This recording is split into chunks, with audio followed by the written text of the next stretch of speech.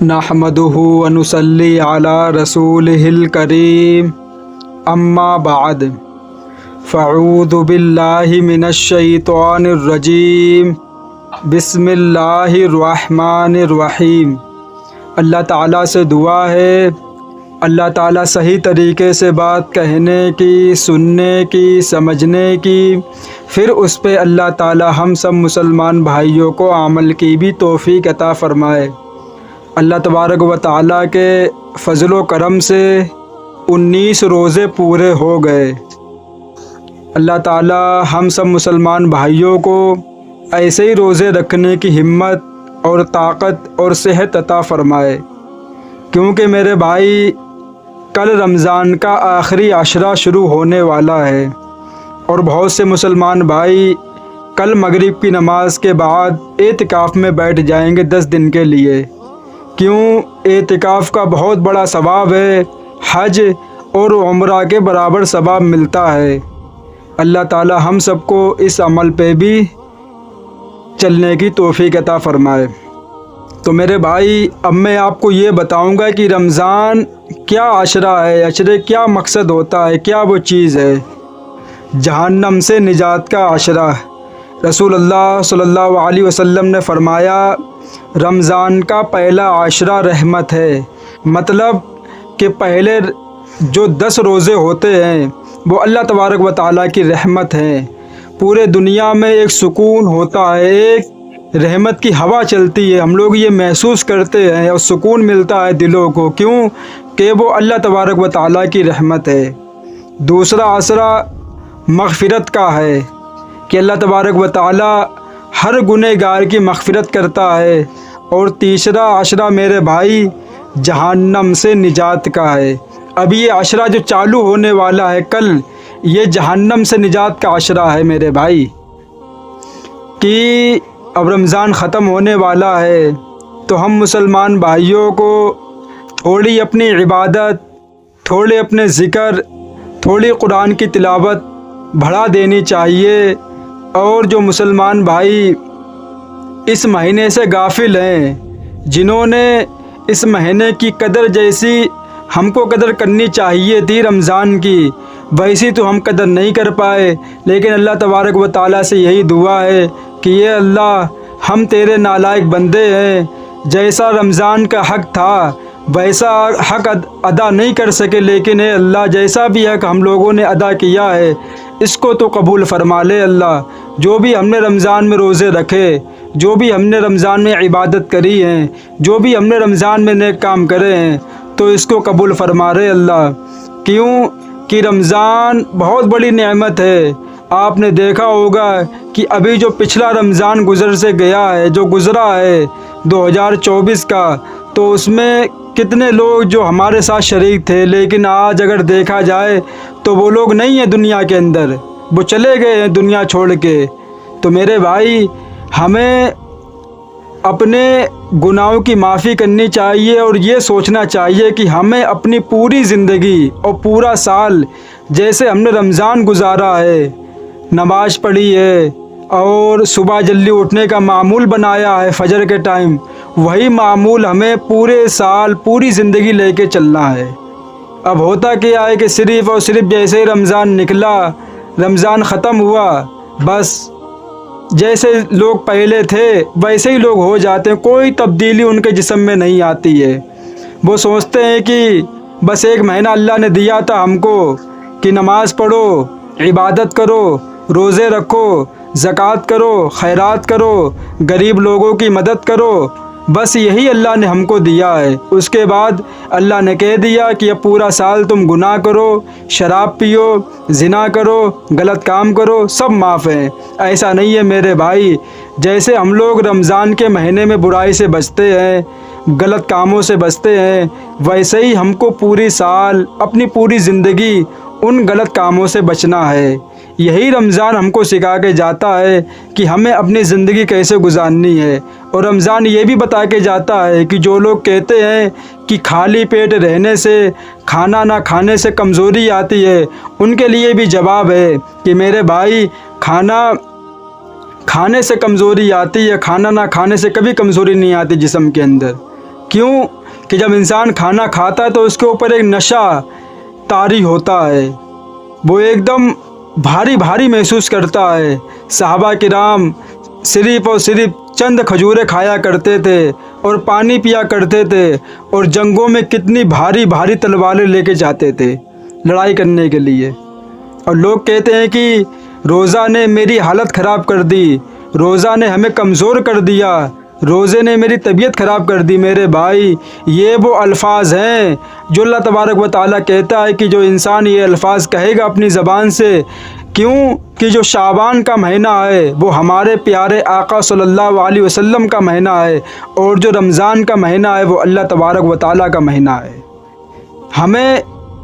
شعبان کی بھی قدر کرنی ہے، اس میں بھی ہم کو روزے رکھنے ہیں، کیوں کہ وہ ہمارے آقا صلی اللہ علیہ وسلم کا محبوب مہینہ ہے، ہمارے نبی کا مہینہ ہے وہ شعبان کا مہینہ، جو ابھی نکل کے جو گیا ہے شعبان کے بعد رمضان آتا ہے، اور رمضان اللہ تبارک و تعالیٰ کا مہینہ ہے۔ تو ہمیں اب تو شعبان چلا گیا،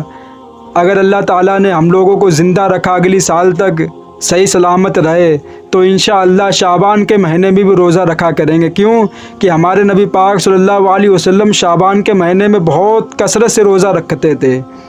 اور نبی کہتے تھے کہ یہ میرا مہینہ ہے اور رمضان اللہ کا مہینہ ہے۔ تو میرے بھائی، ہمیں یہ الفاظ اپنی زبان سے نہیں نکالنے چاہیے کہ رمضان نے میری صحت خراب کر دی، رمضان نے میرے پیٹ میں گیس بنا دی، میری خوبصورتی چھین لی، میرے سنگ یہ کر دیا وہ کر دیا۔ میرے بھائی، یہ بہت غلط الفاظ ہیں۔ جو لوگ یہ باتیں کہتے ہیں ہمیں ان کو روکنا چاہیے کہ میرے بھائی یہ باتیں اپنی زبان سے مت نکالو، یہ تم اللہ تبارک و تعالیٰ کی مہینے کی ناقدری کر رہے ہو، اور جو اللہ تبارک و تعالیٰ کی مہینے کی ناقدری کرے گا پھر وہ روزہ رکھے یا کچھ بھی کرے، اللہ تبارک و تعالیٰ کو کوئی فرق نہیں پڑتا ہے، کیونکہ تم صرف اور صرف دنیا کو دکھانے کے لیے بھوکے رہ رہے ہو، اور تمہارے دل میں جو بات ہے وہ اللہ تبارک و تعالیٰ جانتا ہے کہ تمہارے دل میں کیا ہے۔ تم نے دنیا کو دکھا دیا کہ ہم نے سحری کر لی، سحری ہم نے کری، روزہ ہم نے رکھا، دنیا دیکھ رہی ہے، شاباشی دے رہی ہے کہ بہت بہادر ہے، بہت اللہ والا ہے، بہت دین اسلام کو ماننے والا ہے۔ چلو وہ بات صحیح ہے،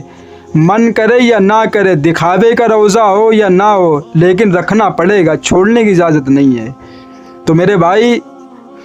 اور دل کا جو حال ہے، دل میں جو ہمارے چلتا ہے، وہ صرف اور صرف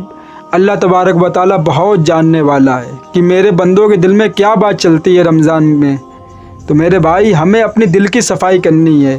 دل کے اندر گندے خیالوں سے ہم کو اپنے دل کو بچانا ہے، تب جا کے اللہ تبارک و تعالیٰ کی محبت ہمارے دلوں میں پیدا ہوگی۔ میں یہی کہنا چاہوں گا کہ 10 رمضان بچے ہیں تو ہمیں تھوڑی اور عبادت بڑھا دینی چاہیے اللہ تعالیٰ کی، کیوں میرے بھائی، یہ جہنم سے نجات کا عشرہ بچا ہے، رحمت کا بھی عشرہ ختم ہو گیا، مغفرت کا بھی ختم ہو گیا، اور یہ آخری جو عشرہ ہے وہ ہے جہنم سے نجات کا عشرہ۔